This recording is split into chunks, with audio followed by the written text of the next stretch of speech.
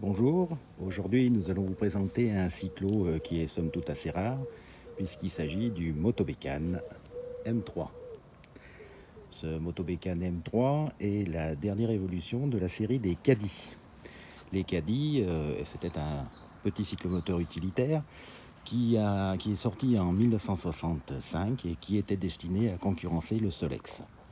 En 1974 est née la dernière version de ces Caddy, le M3. Le M3 est aussi appelé M3 PRT. Et en l'occurrence, vous avez sous les yeux un M3 PRT SG. SG pour suspension arrière et G pour graissage séparé.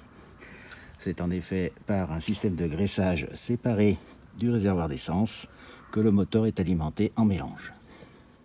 Pour revenir sur les caractéristiques techniques de ce cyclomoteur, c'est bien sûr un 49,9 cm3, comme toutes les mobylettes, mais la série M3 est équipée dès le départ d'un nouveau moteur, un moteur qui est appelé Super Isodine. Le moteur Super Isodine est en fait un moteur qui repose sur 3 paliers au lieu de 2 précédemment. Alors l'avantage c'est que il est un petit peu plus puissant qu'un Caddy classique, il vibre moins et il a un peu plus de couple. Le Motobécane M3 est caractérisé donc par son réservoir d'huile, un réservoir qui contient uniquement de l'essence, ce qui permet d'avoir un entretien facilité, puisqu'il suffit de faire le plein de samplon 98 dans n'importe quelle station, puis de vérifier de temps en temps le niveau d'huile dans le réservoir, ce qui permet de rouler quasiment comme un scooter ou un cyclomoteur plus moderne. Ce M3PR SG, S pourquoi? Parce qu'il y a des suspensions à l'arrière, donc S comme suspension, et G pour graissage, graissage séparé. Vous constaterez que le graissage séparé se fait un peu comme sur les anciennes Yamaha, par une pompe à huile qui est située ici et qui injecte directement l'huile qui vient donc du réservoir dans le moteur avec donc l'essence. Le M3 disposait à l'époque de pas mal d'accessoires qui le caractérisaient par son côté un petit peu luxueux.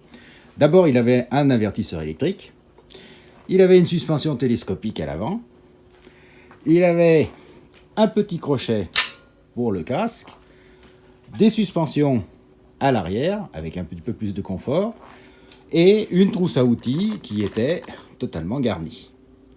Il ne lui manquait en fait de série que d'un compteur, mais n'importe quel compteur de cette époque peut s'adapter sur ce phare, à condition d'avoir bien sûr un entraîneur pour une roue de 16 pouces.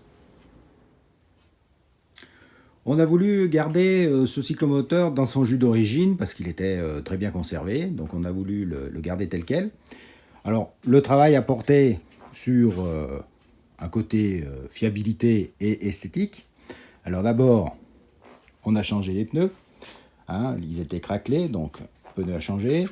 On a changé les soufflets de fourche, là également ils se désagrégeaient. On a changé les autocollants de réservoir parce qu'avec l'essence, ils arrivent à se jaunir et à se décoller. On a bien sûr vérifié les freins, les câbles, graissé la chaîne vélo, la chaîne de transmission. Et puis on s'est focalisé sur le moteur avec un nettoyage aux ultrasons du carburateur et de la tube d'admission, un décalaminage du pot d'échappement. Il faut en effet savoir que sur un Caddy, en général, eh bien, le moteur est bridé par la tubulure d'admission, qui est très longue, mais bon, ça on peut rien y faire, c'est dans la conception du moteur. Il est bridé également par le fait que ce sont souvent des moteurs Isodine à 2 paliers, donc on ne peut pas monter haut dans les tours. Bon, celui-là en a 3, donc pas de souci à ce niveau-là. On a vérifié au passage également si les joints SPI étaient corrects et si la compression de bas moteur était correcte, donc là aussi pas de souci. On a changé les segments vite fait pour avoir un coup de fouet, et puis on a enlevé la bride à l'échappement. Tous les Caddy ont à l'intérieur de l'échappement un petit tube qui les bride, une chicane. Là, on l'enlève. Ça permet au flux de gaz de sortir plus facilement. Et donc, on gagne un petit peu plus de couple et un petit peu plus de vitesse. N'oublions pas également que le robinet d'essence a été changé, car habituellement, ces réservoirs, ces robinets arrive à ne plus fermer au bout d'un certain temps. Par contre, le plus gros problème qu'on a eu sur ce modèle-là, et sur ce cadre en particulier, c'est une fissure du cadre à ce niveau-là. En effet, le M3, c'est un cyclomoteur léger, le cadre est assez souple, et avec les vibrations, il arrive à se fissurer sur les brasures d'origine. Donc, soit en haut, soit en bas. Donc, à ce niveau-là, quand vous achetez un M3, vérifiez bien qu'il n'y a pas de sointement d'essence à ce niveau-là ou en dessous. Là, on a brasé, on a un petit peu mastiqué, on n'a pas voulu refaire l'intégralité de la peinture, donc on a limité, on a arrêté le sointement d'essence, mais c'est vrai que là, on voit ce petit rajout, mais ça permet au moins de rouler en toute fiabilité sans avoir de fuite d'essence. L'autre élément, quand vous achetez un M3, même si le moteur est censé moins vibrer, ces pattes de fixation arrivent à se fendre. Et là aussi, il y a pas mal de travail pour les refaire et pour éviter que le moteur, en fait, ne tombe carrément quand la patte casse. Dernier point, si vous optez pour ce genre de cyclo, vérifiez bien le fonctionnement de la pompe à huile. En effet, la pompe à huile, elle peut être bloquée, donc pas d'huile dans le moteur, serrage, ou alors bloquée en position ouverture, et dans ce cas-là, vous allez fumer comme une locomotive. Donc vérifiez bien si le moteur fonctionne correctement. Pour voir ça, il faut le mettre en régime.